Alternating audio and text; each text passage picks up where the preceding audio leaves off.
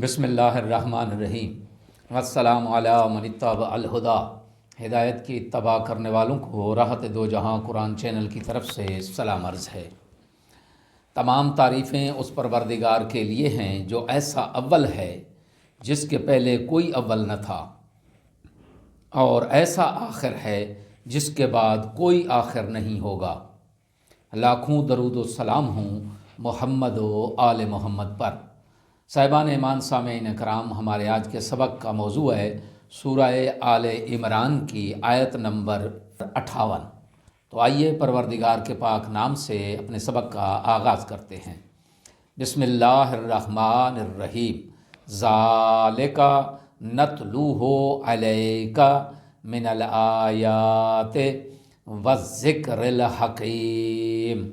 آیت کا ترجمہ: یہ اللہ کی نشانیاں اور حکمت بھری نصیحتیں ہیں جو ہم آپ کو پڑھ کر سنا رہے ہیں۔ آیت کی تفسیر: من الآیات، حضرت عیسیٰ علیہ السلام کے حالات اور واقعات کو حقیقت کے مطابق بیان کرنا اس بات کا ثبوت ہے کہ یہ قرآن پاک اللہ کی طرف سے ہے، کیونکہ نبی پاک صلی اللہ علیہ وآلہ وسلم کے دور میں حضرت عیسیٰ علیہ السلام کی تاریخ سے آگاہی کا کوئی وسیلہ موجود نہیں تھا، اور عرب قوم تو ایک ناخواندہ قوم تھی، ایک ان پڑھ قوم تھی۔